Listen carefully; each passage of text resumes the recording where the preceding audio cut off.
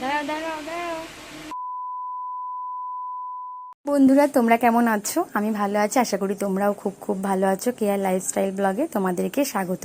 তো আমরা মায়ের কৃপায় আমরা বাড়ির সবাই ভালো আছি। তো আজকে কোনো ব্লগ নিয়ে আসিনি, আজকে এসেছি তোমাদের সাথে কিছু কথা শেয়ার করতে। তো ভিডিওটা অবশ্যই অনুরোধ রইল, প্রথমেই পুরো ভিডিওটা দেখবে, স্কিপ করবে না। ভিডিওটা দেখলে অবশ্যই তোমাদের ভালো লাগবে। তোমাদেরকে একটা কথা বলি, আজকে আমরা বাড়িতে যে যখন পারি তখন আমরা মায়ের সেবা দেওয়ার চেষ্টা করি।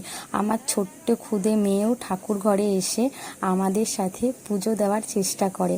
আমাদের সবার একটা প্রার্থনা যে মা তুমি আমাদের সব সময় তোমার সেবক বানিয়েছো, এটা আমাদের ভাগ্য, আর কিছু চাওয়ার নেই। সে তো মা, তাকে বলার আগেই সে তো আগেই বুঝে যায় যে আমরা কি চাই না চাই, যে আমরা কি চাই। সত্যি আমরা ভাগ্যবতী যে আমাদের ঘরে আমাদের সোনা মা আছে, বিরাজ করে। আর আমি তোমাদের আমাদের মনের কথাই শেয়ার করছি।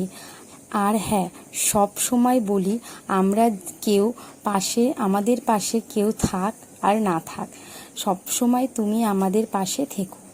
ভালোবাসুক কেউ আর না বাসুক, তুমি সব সময় আমাদের মাথার উপর থেকো।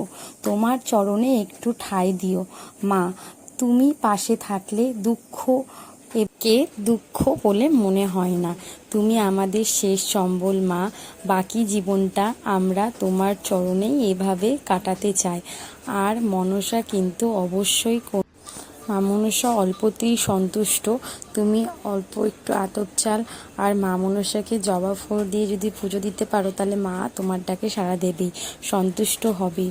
আর কথিত আছে মা মনসার পুজো করলে সর্প দর্শন থেকে মুক্তি পাও। মনের যত হিংসা ক্রোধ থাকে মা সব হরণ করে। আর হ্যাঁ, মা মনসাকে সন্তান প্রাপ্তির জন্য মা মনসার পুজো করা হয়। আমার ভিডিওগুলো যদি ভালো লেগে থাকে কমেন্ট করবে, সাবস্ক্রাইব করে নতুন বন্ধু হয়ে পাশে থাকবে।